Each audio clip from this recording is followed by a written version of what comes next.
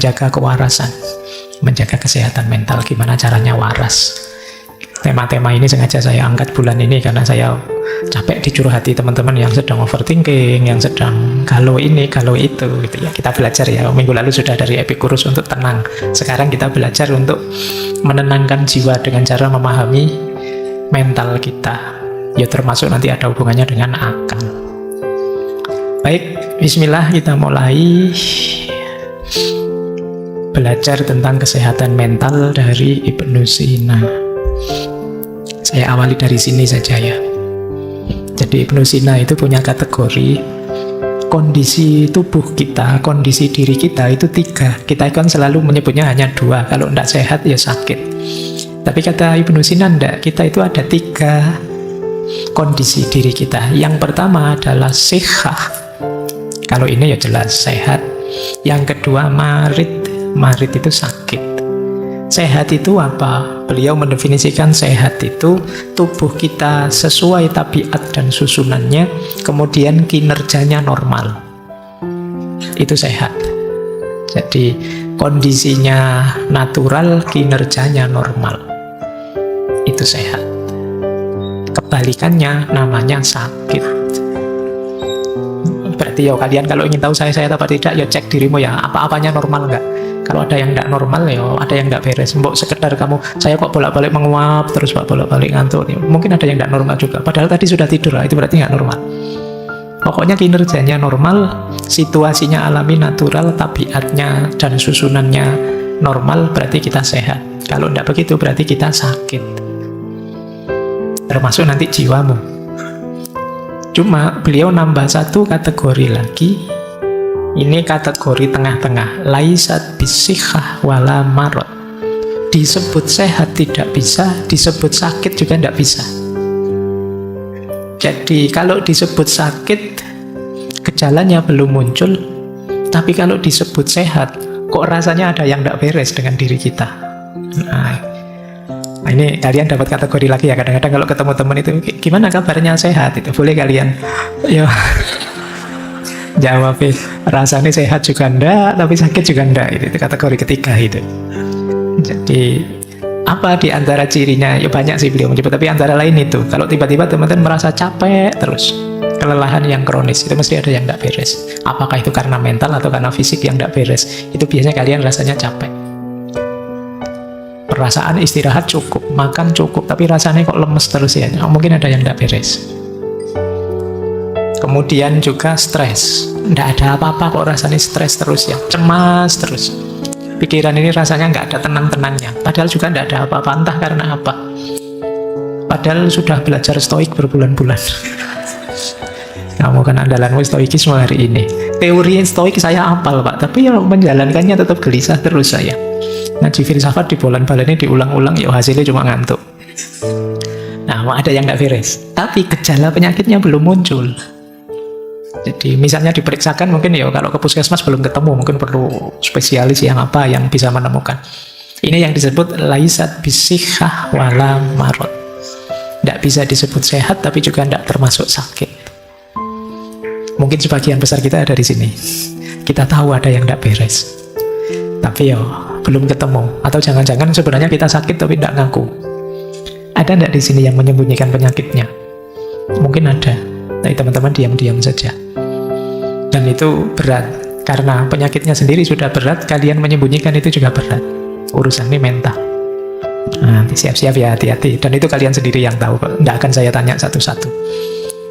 Tapi ayo kita sayangi diri kita. Baik.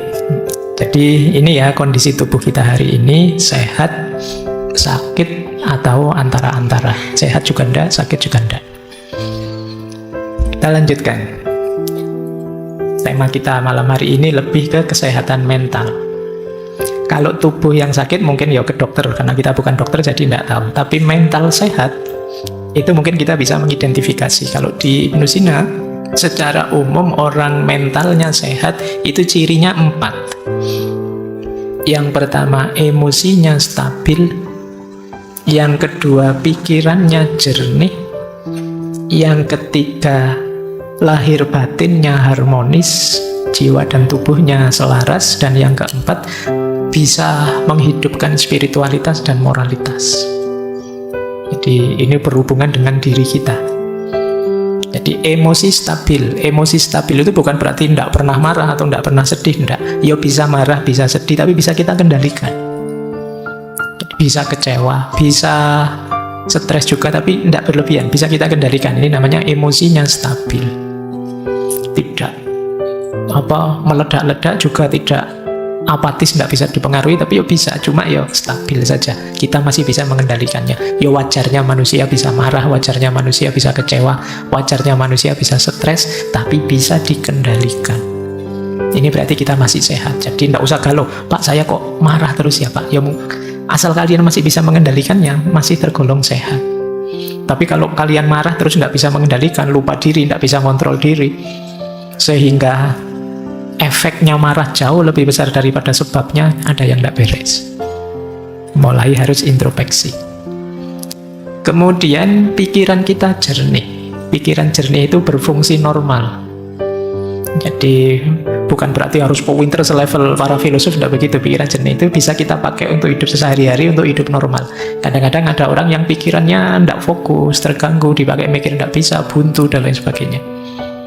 Jadi hidupnya mungkin mengandalkan insting saja, dia kalau diajak mikir tidak nyampe, bingung lah. Ini pikirannya tidak jernih, atau terganggu oleh mindset macam-macam, wawasan dari medsos apa dan lain sebagainya, sehingga tidak jernih. Pikiran tidak jernih itu misalnya kalian tidak bisa membedakan ini sehat, ini tidak sehat, ini menyenangkan, ini menyedihkan, ini baik, ini buruk. Itu pikiran harus bisa ini. Kalau tidak bisa, ayo kalian cek lagi ya, waras apa enggak. Karena orang yang pikirannya kacau kan kita menyebutnya kurang waras. Makanya di berbagai sesi kalau bicara tentang filsafat selalu saya wanti-wanti, hati-hati loh ya, manusia itu kuncinya di akalnya. Karena manusia itu hayawanun natik. Jadi kita itu kategorinya binatang secara genus. Cuma kita diistimewakan oleh Allah dengan akal budi kita. Nah, kalau ternyata akal budi ini terganggu, berarti kan ini keistimewaan ini nggak kepake. Manusia minus akalnya, ya yang tersisa hayawannya. Kamu tinggal binatangnya, makanya hati-hati. Pikiran gelap, pikiran buntu, pikiran macet dan lain sebagainya, itu alamat yang tersisa binatangnya. Ya tadi saya sebut hidupmu mungkin mengandalkan insting saja. Nggak tahu sih Pak, saya pilihan baik mana, buruk mana, kira-kira aja lah Pak. Nah, ini kamu mengandalkan insting saja. Maka kalau pikiranmu bermasalah, ayo disembuhkan. Jangan dibiarkan saja, karena kuncimu ada di situ. Yang ketiga, harmoni antara jasmani dan rohani. Yo, batin harus sehat, fisik juga harus sehat, karena dua-duanya saling mempengaruhi. Nanti Ibnu Sina ini orang pertama yang punya konsep yang sekarang disebut dengan psikosomatis. Jadi jangan dikira mental itu, batin itu tidak mempengaruhi fisik dan juga sebaliknya. Dua-duanya saling mempengaruhi. Kalau mentalmu sedang galau, sedang kacau, lama-lama bisa saja itu kena fisik. Nah, kalau kalian kan biasanya pakai istilah kena mental. Nah, bisa saja dari kena mental lanjutannya kena fisik. Sakit beneran. Pernah enggak kalian ngalami apa-apa, nilaimu tiba-tiba drop, jatuh, terus pulang-pulang kamu ngereges?